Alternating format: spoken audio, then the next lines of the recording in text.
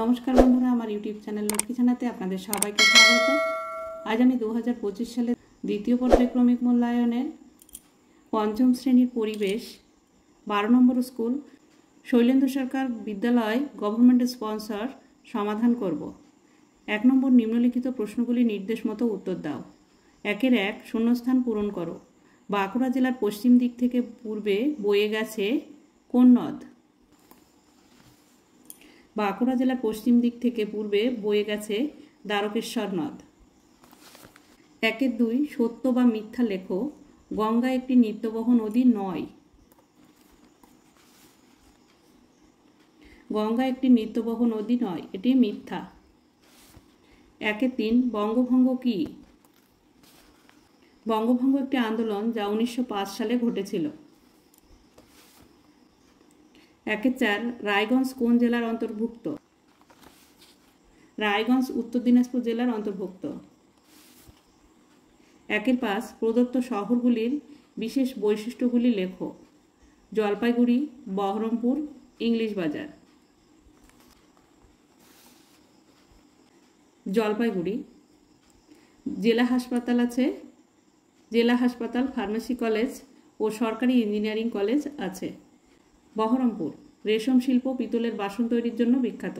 English বাজার বিশ্ববিদ্যালয়, college, engineering college, medical college, হাসপাতাল ও পলিটেকনিক কলেজ আছে। 1-6 রবীন্দ্রনাথ ঠাকুরের জন্ম হয়। রবীন্দ্রনাথ ঠাকুরের জন্ম হয় 1861 সালে। 1-7 কৃষিকার্যের একটি গুরুত্বপূর্ণ উপাদান কি? কৃষিকাজের একটি গুরুত্বপূর্ণ উপাদান হলো উর্বর মাটি। এছাড়াও আছে সেচ ব্যবস্থা, সঠিক বীজ ইত্যাদি।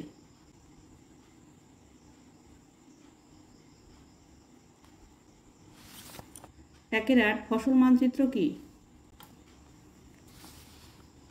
ফসল মানচিত্র হলো একটি ভৌগোলিক মানচিত্র যা নির্দিষ্ট কোনো অঞ্চল বা দেশের কৃষি জমিগুলোতে কোন ধরনের ফসল চাষ করা হচ্ছে তার বিতরণ, পরিমাণ এবং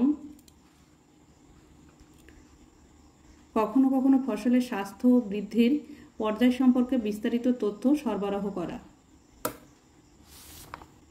1-9 শূন্যস্থান পূরণ করো। ড্যাশ সীমা বরাবর কাঁকুড়ে লাল মাটির অঞ্চল দেখা যায়।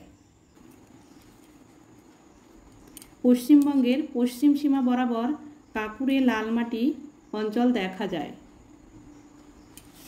1-10 বারুইপুর কি জন্য বিখ্যাত? বারুইপুর পেয়ারার জন্য বিখ্যাত। 1-11 একটি লুপ্তপ্রায় প্রাণীর নাম লেখো। একটি লুপ্তপ্রায় প্রাণীর নাম হলো royal Bengal tiger. Royal Bengal tiger দিনে দিনে হারিয়ে যাচ্ছে। মানুষ, চোরা শিকারীরা এদের নখ, চামড়া এর জন্য এদেরকে শিকার করছে। 1-12 বিরসা মুন্ডা কি জন্য বিখ্যাত? বিরসা মুন্ডা মূলত ব্রিটিশ বিরোধী আদিবাসী আন্দোলনের একজন নেতা হিসেবে বিখ্যাত। তিনি মুন্ডা বিদ্রোহ বা উলগুলান নামে পরিচিত আন্দোলনে নেতৃত্ব দিয়েছিলেন।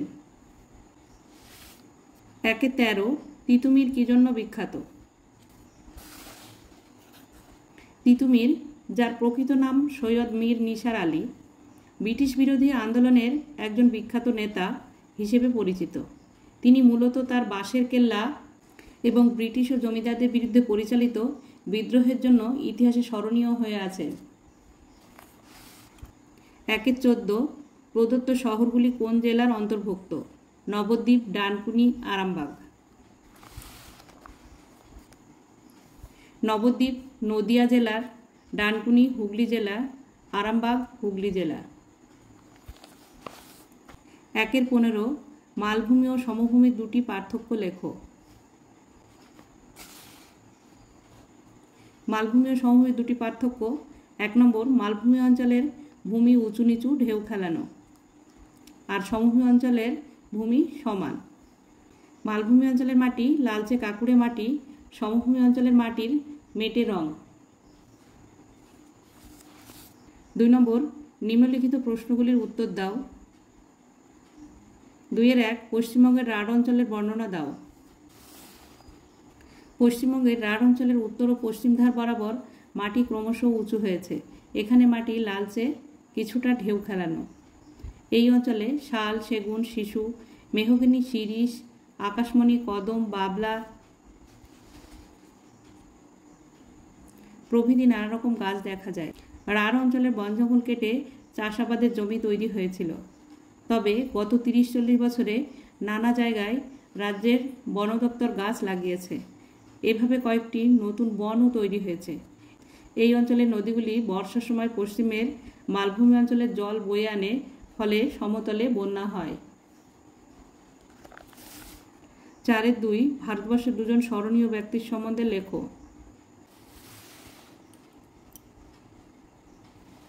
ভারতবর্ষের 2জন স্মরণীয় ব্যক্তির মধ্যে একজন ভীমরাও রামজি আম্বেদকরকে আজও আমরা স্মরণ করি, কারণ তিনি ভারতের ইতিহাসে একজন অসাধারণ ব্যক্তিত্ব ছিলেন।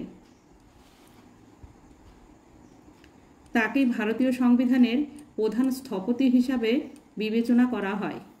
আধুনিক ভারত গঠনে তার অবদান অপরিহার্য। আম্বেদকর নিজে দলিত সম্প্রদায়ের সদস্য ছিলেন এবং সমাজের নিচু স্তরের মানুষের প্রতি বৈষম্য ও অবিচারের বিরুদ্ধে সারা জীবন সংগ্রাম করেছেন।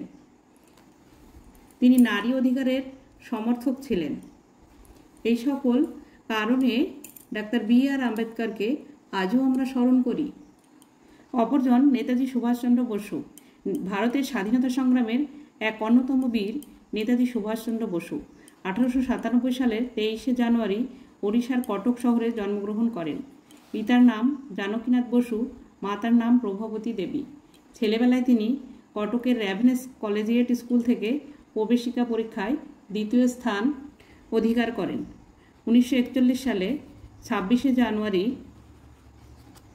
ইংরেজ সরকারের চোখে ধুলো দিয়ে গোপনে দেশ ছেড়ে প্রথমে জার্মানি ও পরে জাপানে গিয়ে বিপ্লবী রাসবিহারী বসুর সাথে মিলিত হয়ে আজাদ হিন্দ বাহিনীর নেতৃত্ব গ্রহণ করেন এবং নেতাজি নামে খ্যাত হন। নেতাজির সংগ্রাম ব্যর্থ হয়নি। ভারত আজ স্বাধীন। ভারতের স্বাধীনতা সংগ্রামের ইতিহাসে সুভাষচন্দ্রর অবদানকে দেশবাসী আজীবন শ্রদ্ধার সঙ্গে স্মরণ করবে। 2-3, পশ্চিমবঙ্গের সুন্দরবন অঞ্চলের বর্ণনা দাও। পশ্চিমবঙ্গের গাঙ্গেয় সমভূমির দক্ষিণ অংশটি একটি বিরাট বন। এটি সুন্দরবন নামে পরিচিত।